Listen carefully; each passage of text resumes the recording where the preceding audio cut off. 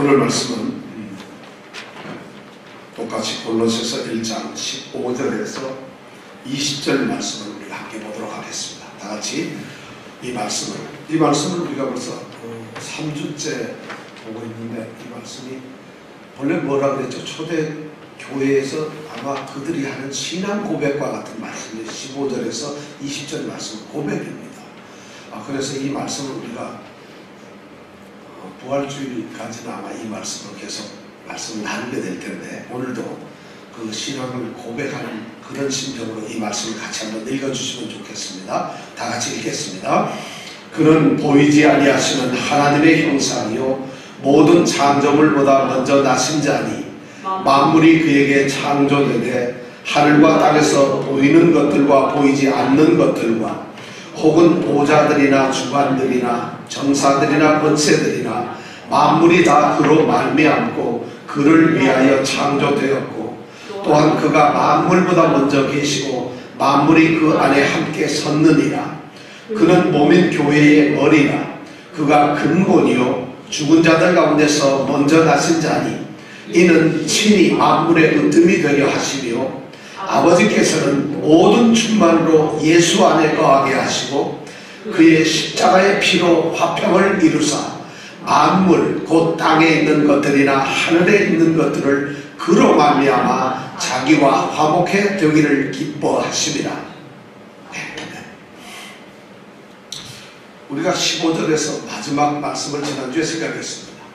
모든 창조물보다 먼저 나신 자가 그리스도라는 것입니다. 이 말씀을 오해하면 모든 창조물, 그 가운데서 예수님도 창조물인데 피조물인데 만들어진 태어나신 분인데, 그분이 바로 이 창조물 모든 것 중에서도 가장 먼저 만들어지신 분이다, 이렇게 오해할 수 있다는 것을 우리가 생각했습니다. 결코 그런 것이 아니고, 그것이 교회사 안에서 얼마나 커다란 이단으로 역사했는지, 그리고 오늘날에도 교회를 흔들고 있는 강력한 이단의 말인지 우리가 얼마나 생각을 했습니다. 그 말씀, 모든 창조물보다 먼저 나신 자라는 이 말씀은 모든 창조물 위에 가장 뛰어나신 주인이 되시고 다스리는 분이다, 이런 의미가 먼저 나신 자라는 말씀이라는 것을 우리가 생각을 했습니다. 그렇다면 그것을 우리가 어떻게 증명을 할 수가 있는가? 성경은 우리에게 그 말씀이 바로 그가 주인이고 모든 만물의 창조주고 그가 통치자라는 것을 증명하고 있습니다. 말씀 스스로가. 그 증명 말씀이 바로 16절에 나와 있는 말씀입니다. 만물이 그에게 창조되되, 이렇게 오늘 16절은 시작이 되고 있습니다. 그런데 이 정확하게 이 성경 원문을 보면, 헬라어로 쓰여진 원문을 보면은 여기에 중요한 단어의 해석이 오늘 우리 해석에 빠져 있습니다. 이 말 16절 제일 앞에 있는 말씀 가운데는 왜냐하면 하는 그런 접속어가 들어있어요, 원문에는. 그러니까 16절을 읽으려면 이렇게 읽는 겁니다. 15절부터 읽으면 그는 보이지 아니하시는 하나님의 형상이요 모든 창조물보다 먼저 나신 자니 왜냐하면 만물이 그에게 창조되되, 이런 말씀이라는 거예요. 근데 우리 번역에서 그 왜냐하면이라는 말씀을 번역을 안 했습니다. 그리고는 우리가 알아서 다 볼 거라고 생각했는데, 우리가 왜냐하면이라는 말이 들어가면 분명히 그 이유와 증거를 우리가 볼 수 있어요. 그러니까 15절에서 선언되었던 모든 창조물보다 먼저 나신 이가 그리스도인데 왜 그럴 것인가? 그것을 성경 말씀이 지금 16절에서 증명을 하고 있다는 것입니다. 그래서 이 16절의 말씀은 우리가 오늘 생각해 보려고 하는 말씀인데, 정말 중요한 만물이 그에게 창조되었다는 것입니다. 자, 이 말씀을 가지고 오늘 우리가 함께 생각을 해보려고 합니다. 그렇다면 오늘 우리가 생각해 보고 싶은 것은 뭐냐면, 만물과 창조는 어떤 관계에 있을 것인가, 그 다음에 창조와 그리스도는 어떤 관계인가, 그리고 창조와 우리 성도들은 또 어떤 관계일까 하는 말씀이 바로 이 16절에 들어있기 때문에 그 말씀을 우리가 한번 생각해 보려고 합니다. 먼저 만물과 창조의 관계에 대해서 우리가 먼저 생각을 해보려고 합니다. 오늘 16절은 이유를 대면서 첫 번째 선언하는 말이 뭐냐면 만물이 창조되었다는 것입니다. 만물은 저절로 있었던 것이 아니고 만물은 갑자기 나타났던 것이 아니라 이 세상에 있는 모든 만물들이 누군가에 의해서 창조되었는데 그것이 바로 하나님이라는 것입니다.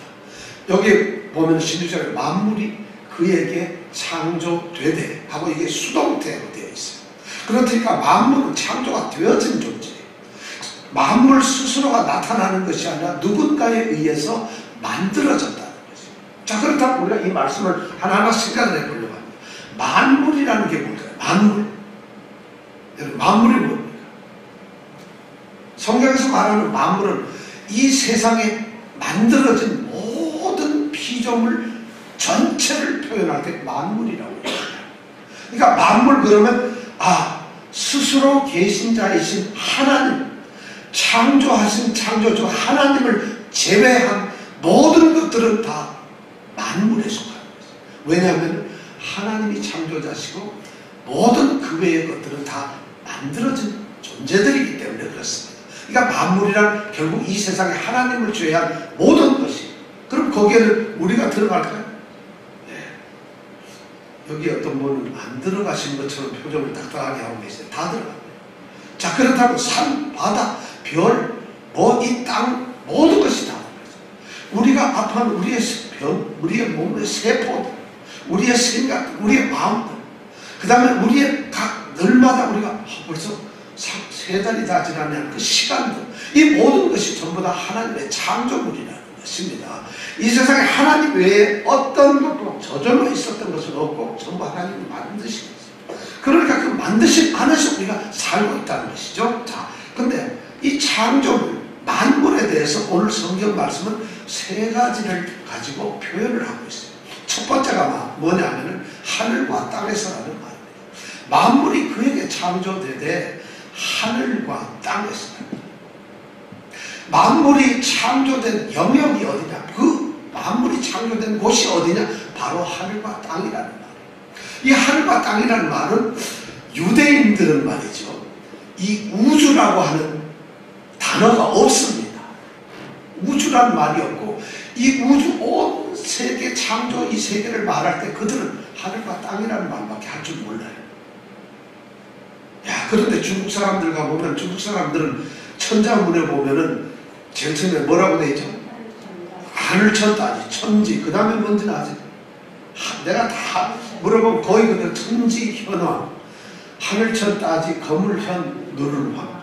천지는 검고 제일 처음에 좀 누름지게. 그 다음에 나오는 게 뭐지? 우주홍황이라. 지구, 집주, 넓으로 거치방. 우주가 홍황이라. 그러니까 천지와 우주라는 말이 이 천자문에 나와요. 중국 사람들 그래서 말하는데 유대인들은 이 우주라는 개념이 없이 하늘과 땅이라는 개념을 가지고 있었어요. 그러니까 그들은 코스모스라고 하는 단어를 번역을 하려면 이거 참 굉장히 힘들어지는 것이. 왜냐하면 그런 단어가 없습니다. 그래서 창세기 1장 1절의 창조의 사역을 보면 태초에 하나님이 우주를 창조하시니라 이렇게 안 쓰고 뭐라고 썼죠? 태초에 하나님이 천지를 창조하시니라. 우리 번역은 천지를 창조했다 이렇게 되어 있는데 태초에 하나님이 하늘과 집, 땅을 창조하셨다. 그들이 생각하면 태초에 하나님이 하늘과 땅 창조하셨다. 이렇게 창세기 1장 1절에서 그렇게 쓰고 있어요. 그러니까 하늘과 땅이라고 하는 것은 모든 창조된 만물이 존재되는 장소를 이야기할 때 하늘과 땅이라고 하는 것이죠. 이렇게 오늘 만물에 대해서 표현을 하고 있습니다. 그러니까 이 하늘과 땅조차도 만물이 존재하는 것이지만 그 하늘과 땅조차도 스스로 존재했던 것이 아니라 하나님께서 만든 피조물이라는 것이죠. 그 다음에 두 번째, 그럼 그러한 만물들이 존재하는 곳이 하늘과 땅이라면은 그 안에 채워진 만물들은 어떻게 나눌 수가 있느냐는 것이. 그런데 그 다음에 뭡니까? 하늘과 땅에서 보이지 않는 것들과 보이는 것들, 보이는 것들과 보이지 않는 것들, 이것을 얘기하고 있다. 그러니까 만들어진 피조물들, 모든 만물들은 딱 두 종류로 나누어집니다. 하나는 보이는 것, 하나는 보이지 않는 것. 보일 등 말똥한 거 이런 건 없어요. 보이든가 안 보이든가. 그러니까 성경은 이 둘로 나누는 단어가 매우 분명합니다. 보이는 것들, 보이지 않는 것. 어떤 분들은 이 성경 말씀은 하늘에 있는 것들은, 하늘 안에 있는 것들은 보이지 않는 것이다. 그리고 땅 위에 있는 것은 보이는 것이다. 이렇게 해석을 하는 분이 있는데, 하늘에는 우리가 볼 수 있는 것들이 또 있어요. 뭐죠? 별도 보고, 그렇죠. 달도 보고, 보일 수가 있어요. 그러니까 그건 해석이 제가 보기엔 틀렸는데, 너무 그런 분들이 영적으로 해석하려다 보니까, 하늘은 유대인들, 또 구약 성경이 말하는 것은 하나님이 계시는 곳이에요. 그러니까 그렇게 해석을 했는데, 실제 보이는 것과 보이지 않는 것들은 전혀 그런 하늘과 땅에서 어떤 한정되어서 존재하는 것은 절대 아니라는 것입니다. 그러니까 자, 보이는 것들은 우리가 너무 많지. 보이지 않는 것들, 아까 말한 생각한다. 이거 여러분 볼 수 있나요? 그런 것이 누가 만들었을까요? 하나님이 만드셨다. 그 다음에 우리가 보지 못하는 소리, 여러분 소리 본 적 있어요? 소리 혹시 보셨습니까? 소리? 나는 봤어요. 한국의 영화배우 문소리라는 회사 사람들 소리를 봤어요. 소리를 우리가 볼 수가 없어요. 이런 것들, 보이지 않는 것들이 있고 보이는 것들이 있다. 이렇게 창조에서 가시적인 것, 불가시적인 것, 이런 것들, 이 안에 모든 만물들이 포함되어 있어요. 그렇게 지금 이 만물을 창조하셨는데, 혹시 사람들이, 골로새 성도들이 생각할 때 안 보이는 것은 어떻게 하나님이 창조하시지 않았을 건가? 이런 의혹을 가질까봐 바울은 분명하게 그것이 어떤 존재의 형태로 가지고 있든, 어떤 존재의 양식을 가지든지 반드시 그것은 창조된 것이라는 것을 우리에게 말해주고 있다는 것이죠. 그러면서 세 번째 보니까 뭐라고 되어 있어요? 보이는 것들과 보이지 않는 것들과, 혹은, 그러면서 그 다음에 얘기하는 게 뭐예요? 보좌들이나 주관들이나 정사들이나 권세들이나, 이런 네 개를 갑자기 이야기를 합니다. 자, 우리는 딱 이 말씀을 들으면 보좌, 야, 주님이 앉으신 보좌, 그 다음에 주관이라는 어떤 통제를 한다는 말이죠. 정사, 어떤 정치적으로 다스림, 그냥 통치한다는 말. 그 다음에 권세라는 건 어떤 힘들, 이런 것, 이런 이야기로 갑자기 세 번째 창조물에 대해서 이런 이야기, 소위 보좌나 주관, 정사, 권세라는 말을 갑자기 바울사도가 여기에 이야기를 하고 있어요. 이것은 정확하게 사람들이 뭐냐 판단할지를 못하는데, 우리가 성경에서 이 말들이 사용된 그 용례를 쭉 살펴보면, 이것은 천사들의 계급을 이야기하고 있다. 천사들을 얘기하고 있다는 것입니다. 자, 보좌, 주관, 정사, 권세. 보통 성경에 보면 한 개가 빠져있어요. 여기에 빠진 하나는 능력이라는 것이 있어요. 듀나미스라는 능력이라는 것도 하나의 천사의 계급입니다. 이건 천사의 계급들이에요. 바로 왜 이런 천사들의 계급을 대해서 여기에다가 이게 만물 안에 포함되어 있다는 거예요. 하늘에서 보이지 않는 천사들의 세력들까지도 그것은 뭐냐? 창조된 것이다. 이런 이야기. 그럼 그 얘기는, 자, 천사들에 대해서 우리가 좀 한번 생각해보면, 여러분 천사들 본 적 있어요? 천사 혹시 보신 적 있습니까?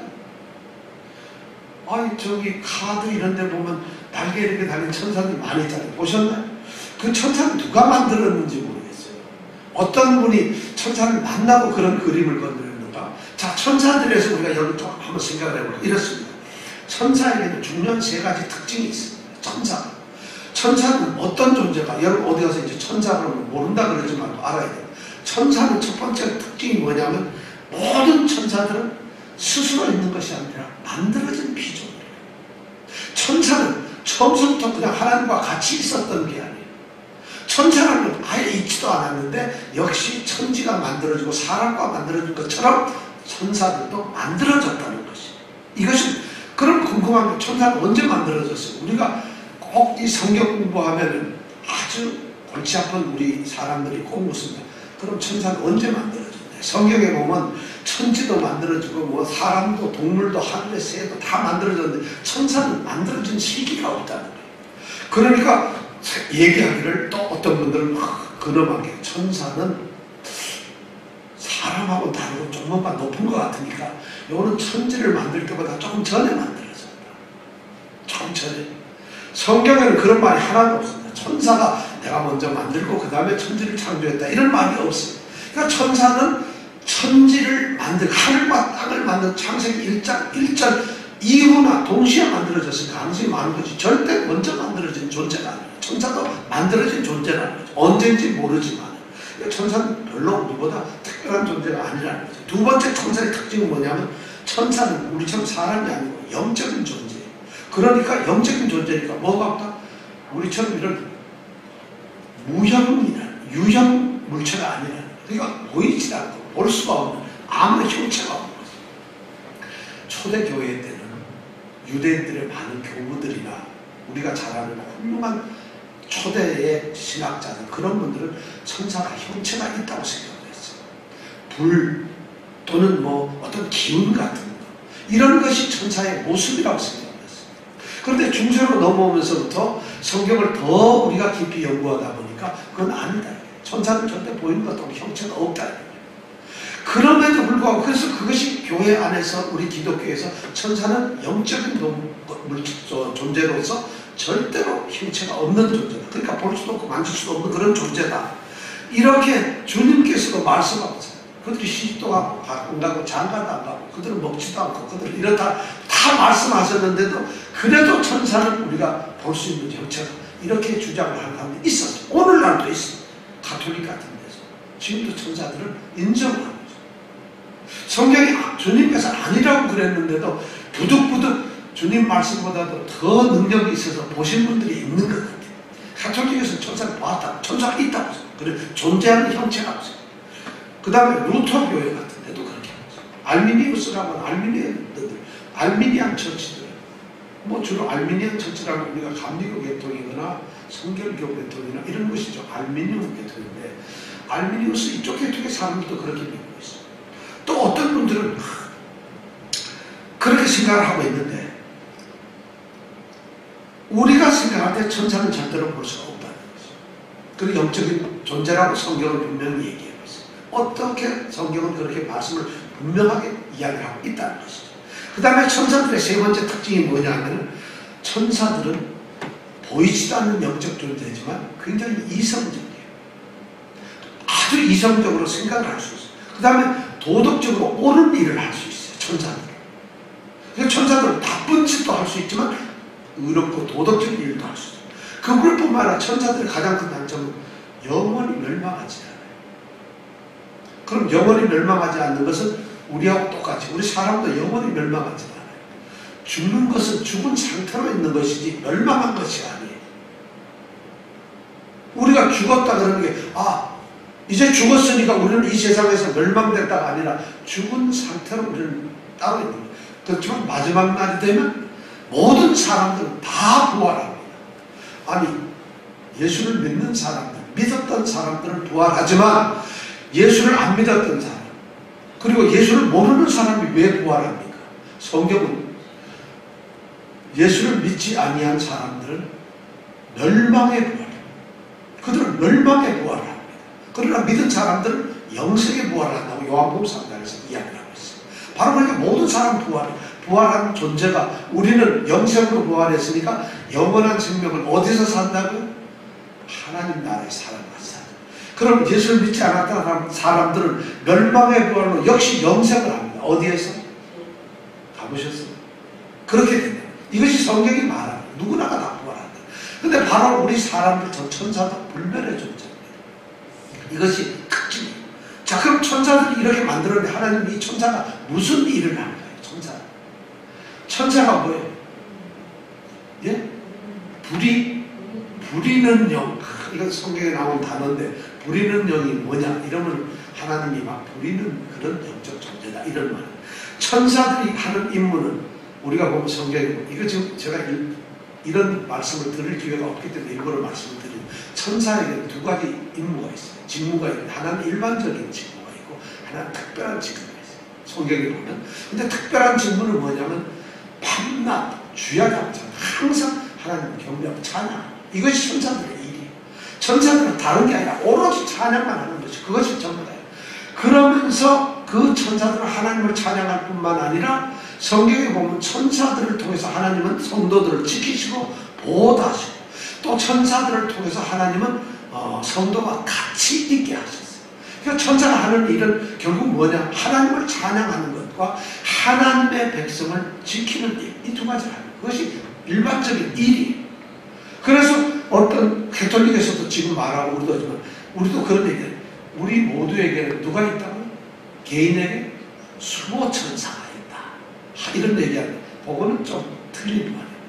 성경에 보면은 뭐 마태복음 18장 같은데 또 사도행전 12장 거기에 보면은 어떤 구절에 수호천사 개념과 비슷한 이야기가 나오는데 성경에서는 어느 개개인마다 전부 수호천사가 있어서 우리를 지킨다. 이런 가톨릭이 하는 말이에요. 그런 건 성경에 나온 게 없어요. 그러니까 수호천사라는 게 없어요. 단지 천사들은 성도들을 지키는 거예요.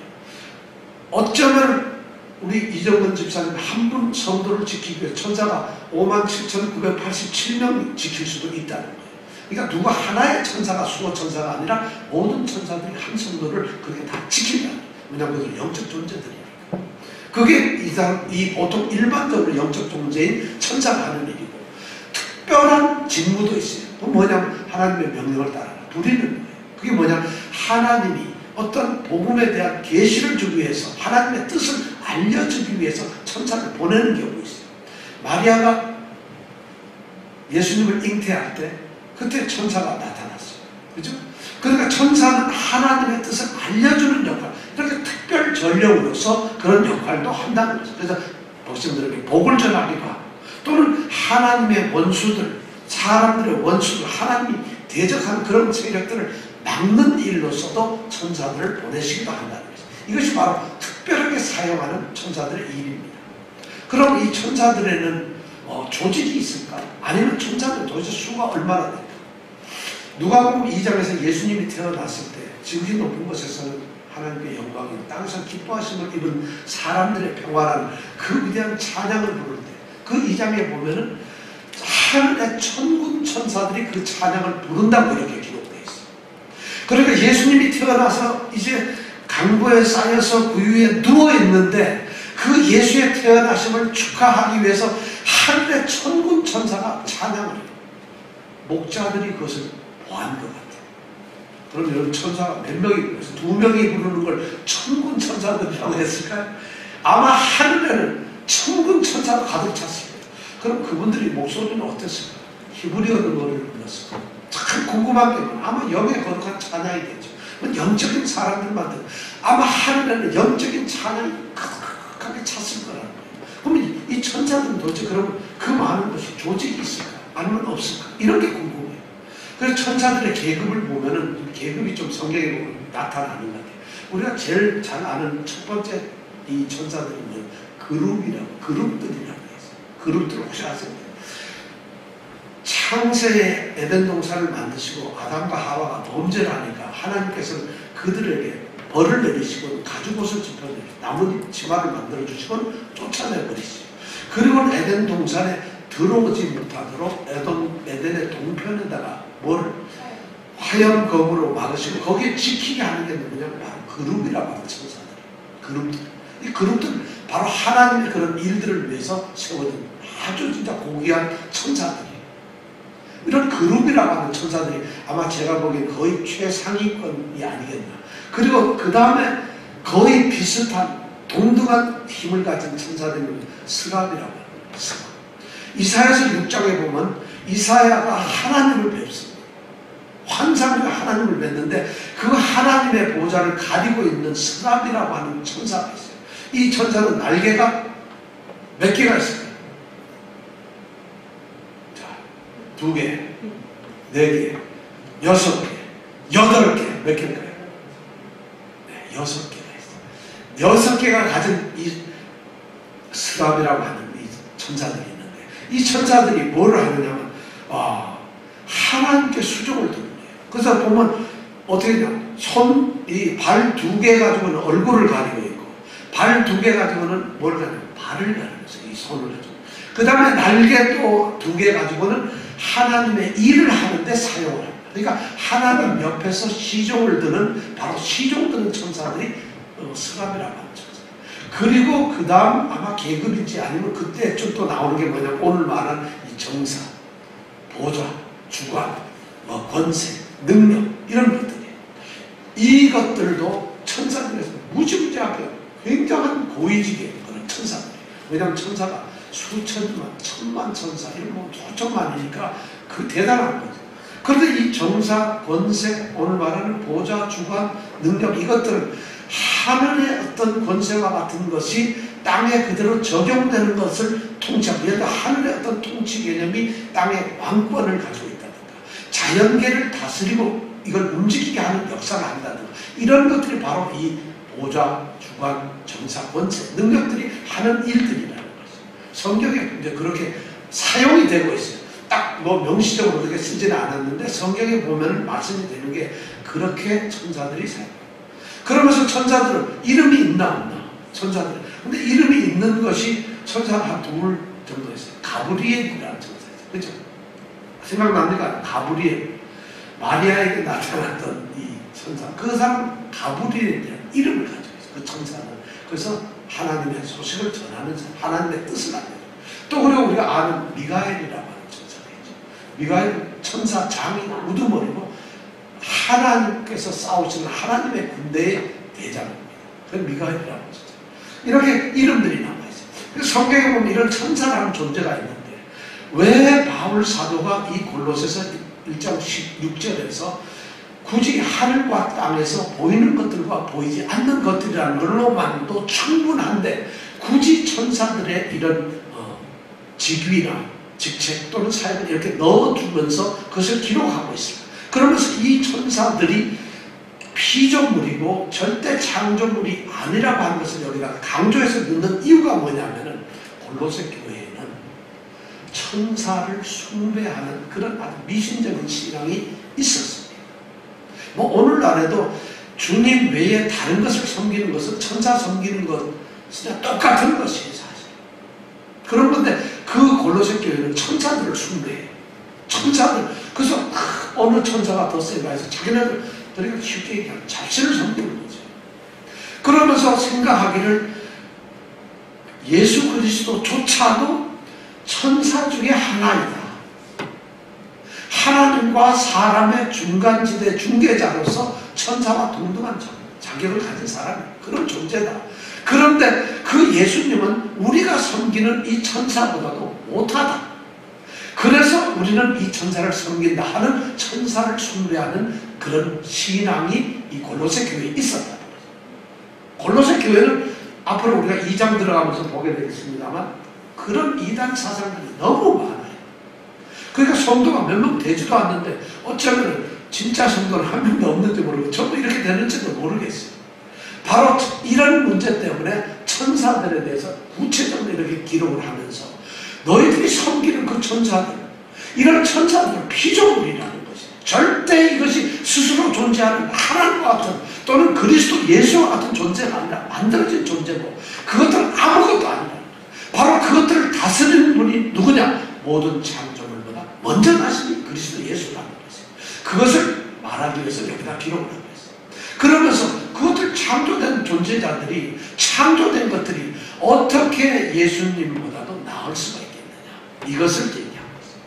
그러니까 이 사실은 그 당시에 살아가는 사람들은 하나님이라고 하는 이 우리 그리스도를 믿는 사람들 외에 이방인들이 하나님이라고 생각하는 것은 뭐냐면 우리가 생각했던 영원히 계시는 스스로 계시는 존귀하신 하나님이 아니라 범신론적인 그런 사상을 가지고 있어요. 모든 물건 안에 하나님이 있다는 것이. 그게 뭐냐면 모든 물건에서 하나님이 나왔고 하나님께서 모든 물건 안에 존재하신다. 이런 생각을 가지고 있었어요. 그러니까 모든 것이 다 정령신앙 비슷한 거예요. 그러다 보니까 당연히 창조가 되었다는 것이 그들에게 납득이 안 되는 거예요. 오늘날 창조를 부인하는 사람들은 바로 그러한 생각 속에서 나온 사람이에요. 창조 자체가 있을 수가 없다. 모든 만물은 창조가 아니라 저절로 있었거나 어떤 변화되었거나 이 생각이 뭐냐면 바로 그 스토아학파들이 얘기하는 범신론에서 나옵니다. 그럼 우리를 믿는 사람들조차도 성경을 조금 비합력인 것 같아. 어떻게 하나님 만들었겠어? 뭐 저절로 있었을 것 같은 게 이게 조금 더 설득력이 있고 맞는 것 같아요. 왜냐하면 우리도 모르게 그런 범신론적인 그런 잘못된 사상에 물들어 있어요. 하나님께서 바로 오늘 말씀이 만물이 창조되었다고 이 선언하는 것은 그걸 얘기하는 겁니다. 절대로 스스로 있었던 건 없다. 그리고 그 스스로 있던 것, 그것보다 못한 주님은 없다는 것입니다. 주님은 그들을 만드는 창조에 관여하신 분이고 그것을 다스리는 분이라는 것을 오늘 먼저 선언합니다.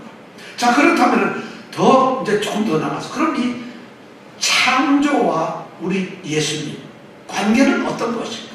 자, 그렇다면 왜 모든 것이 만들어지고 그다음 주님이 왜 뛰어났는가? 그 이유가 뭔가? 도대체 창조에 있어서 예수님의 존재는 도대체 뭔가 하는 것을 바울 사도는 또 그들에게 알려줄 필요가 있어요. 그것이 바로 오늘 말씀에 나오는 건데 이 말씀을 하면서 매우 중요한 전치사를 3개를 써가지고 그것을 표현하고 있어요.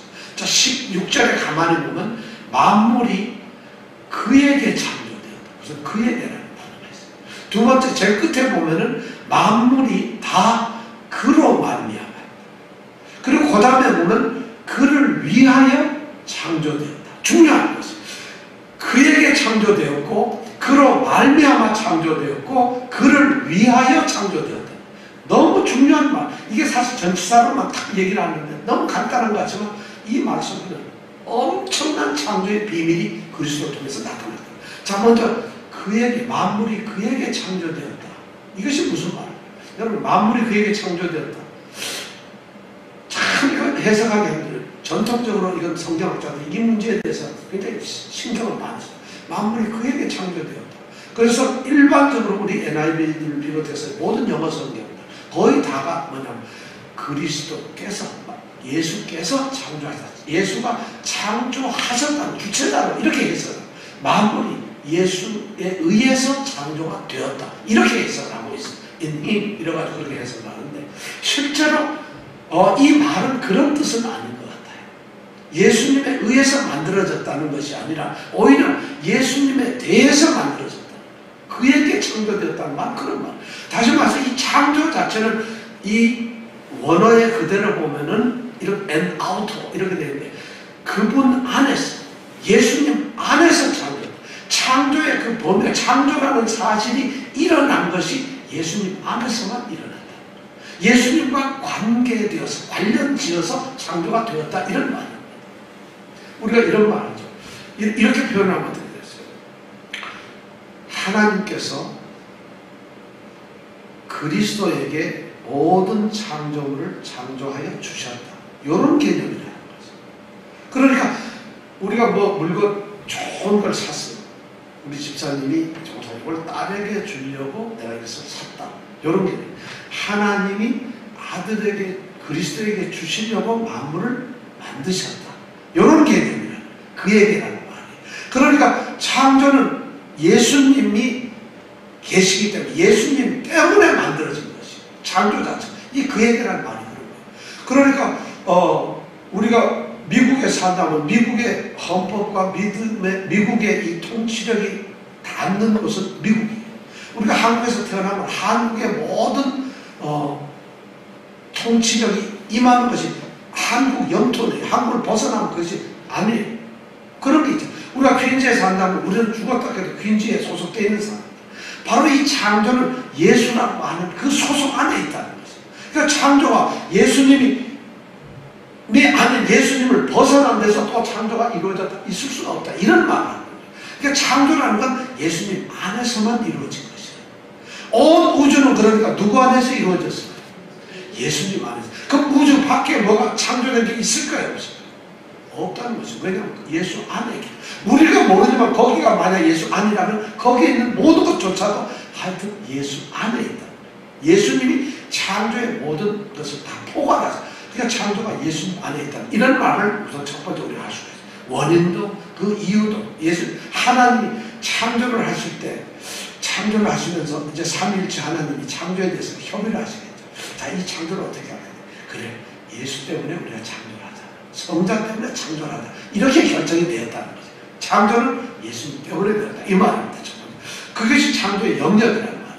두 번째는 그럼 창조는 누구에 의해서 누구를 통해서 만들어졌냐. 여기 보면 그런 말이에요. 만물이 다 그런 말입니다.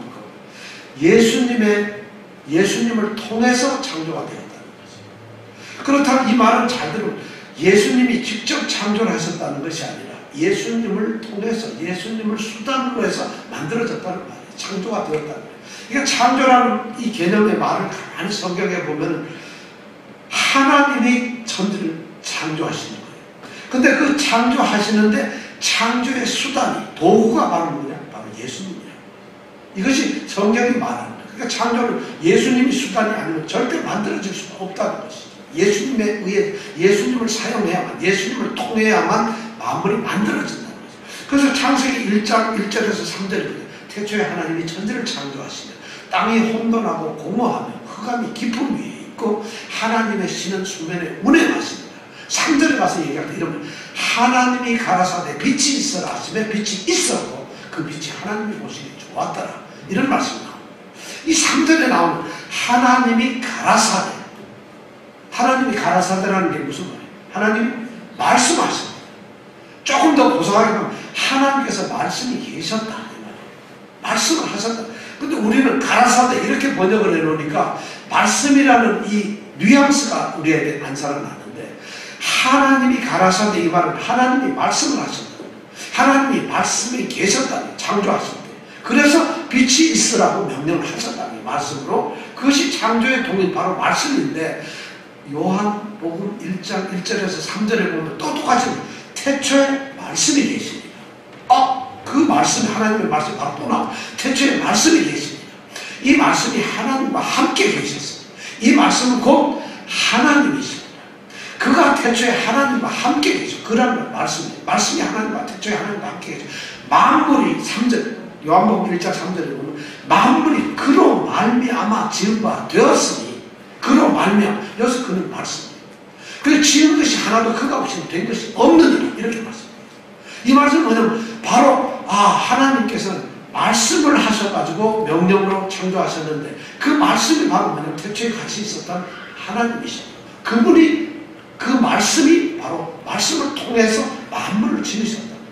그럼 그 말씀이 누구냐, 무엇이냐? 역시 1장 그 뒤에 보면 14절에 하면 말씀이 육신이 되어 우리 가운데 거하시네, 이런 말씀입니다. 자, 말씀이 뭐가 되었다고? 육신, 성육신이. 그래서 우리 가운데 있습니다. 그래서 제자들이 우리가 그 영광을 보았다. 그럼 그 말씀은 누구겠습니까? 우리 육신 가운데 오신 바로 예수님. 그러니까 창세기 1장에 나오는 말씀과 요한복음 1장에 나오는 말씀, 이 말씀은 바로 예수 그리스도. 그래서 예수 그리스도를 통해서 창조가 되었다. 그래서 만물이 그로 말미암아 지음바 되었다고 이렇게 얘기해요. 오직 예수님을 통해서만 만물이 지어졌다. 그 다음에 세 번째 중요한 단어는 뭐냐? 그를 위하여 창조다. 창조의 목적이 뭐냐? 그분을 위해서. 성경에 어디에도 그 당시 온 세상에, 그 당시 헬라의 철학들, 유명한 철학가들, 스토아파들의 그 유명한 교수들, 엄청난 사람들, 그 당시에 하다못해 이 왕들조차도 만물이 누구를 위해서 지어졌다는 표현 선언을 한 적은 한 번도 없어요. 오직 유일하게 선언되는 것이 바로 그리스도 안에서. 이 만물이 창조됐는데 누구를 위해 주님을 위해서, 그리스도를 위해서 창조됐다. 창조의 목적이, 하나님께서 창조를 하신 목적이 뭐냐? 예수님을 위해서. 이것이 창조의 목적이에요. 창조와 예수님의 관계에서 이것이 바로 예수님의 영광을 위해서, 예수님의 기쁨을 위해서, 예수님의 어떤 통치를 위해서. 그러니까 만물이 만들어진 것은 예수님이 다스리도록 만들어주신 거예요. 예수님이 기뻐하시도록 만들어준 만물이 바로 목적이 바로 그렇게 창조됩니다. 이것이 바로 창조의 목적입니다.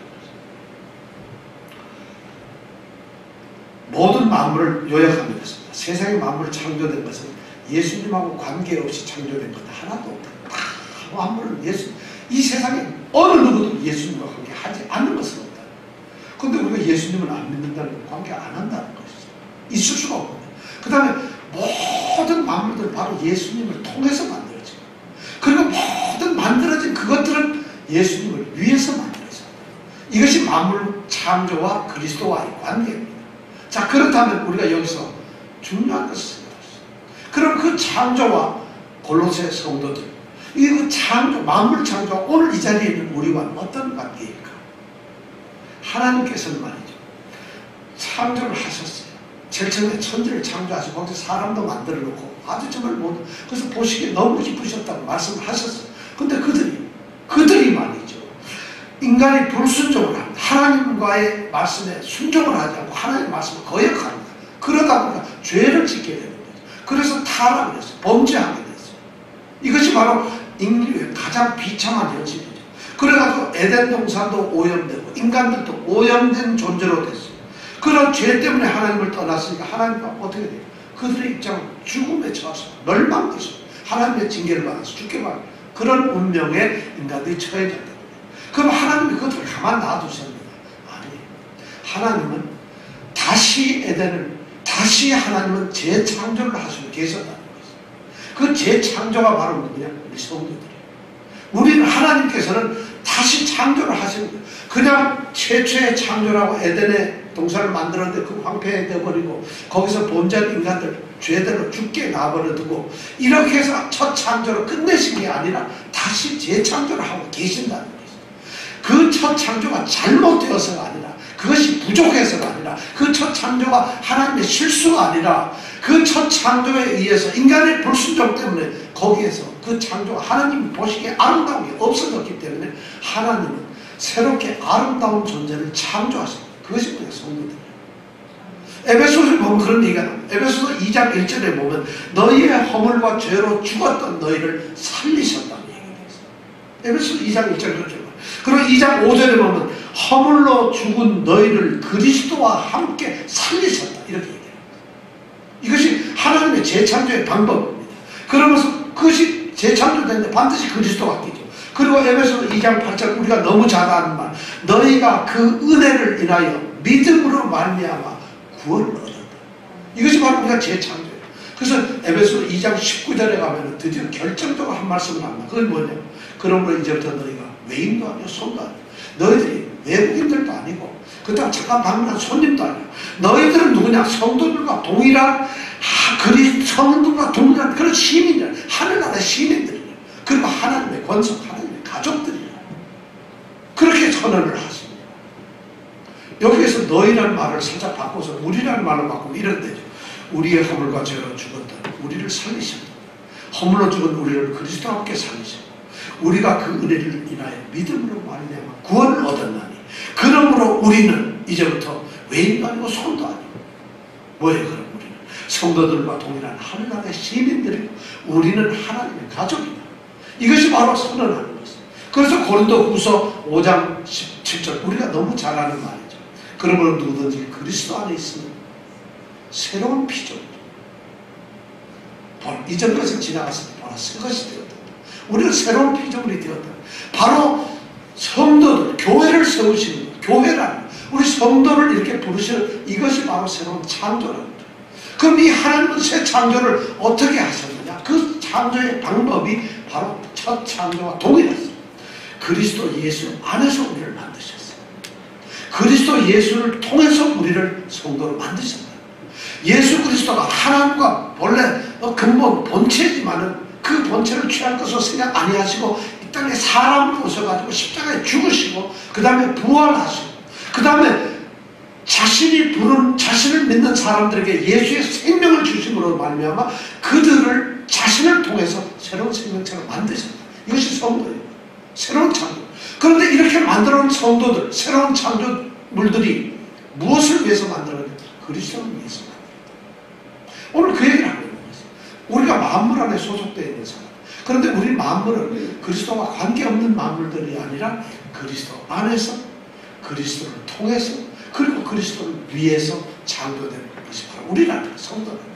지금 이 말씀을 우리에게 그렇게 하고 있습니다. 자, 우리의 삶의 목적이 그러니까 그리스도가 되는 거죠. 우리의 삶의 목표가 그리스도가 되는 거죠.